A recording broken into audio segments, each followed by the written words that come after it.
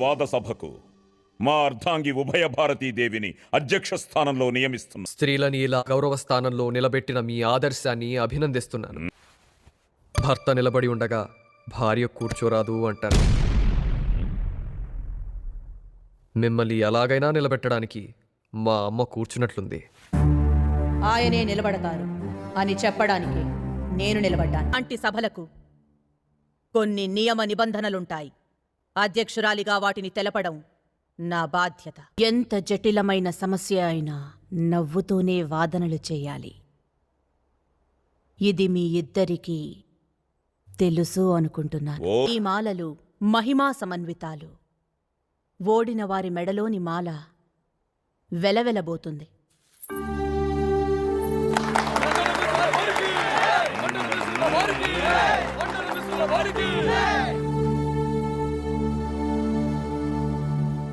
ఓటమిని అంగీకరిస్తూ జయమాల వేసినట్లుంది కదా.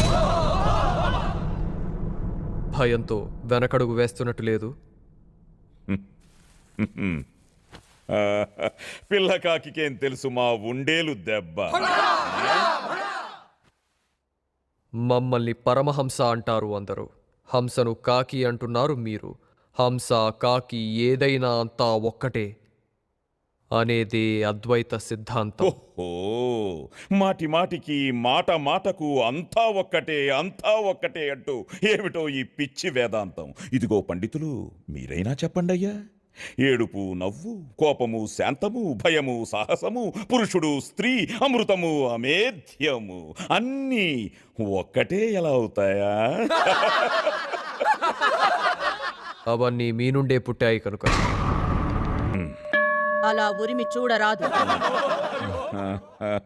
అన్నీ ఒక్కటే ఎలా అవుతాయో కొంచెం అర్థమయ్యేలా చెబుతారా బాలబ్రహ్మచారి గారు? చెప్పను, మీతో చెప్పిస్తాను. బాగా గమనించండి.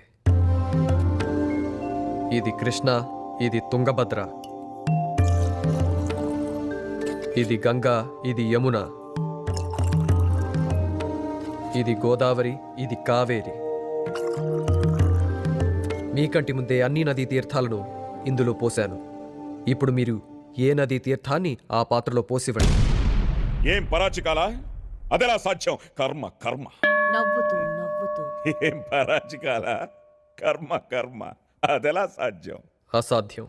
అన్ని నదీ తీర్థాలు కలిసి ఒకే తీర్థం అయ్యాయిగా. అలాగే అంతా ఒకటేనని అర్థం చేసుకోవాలి.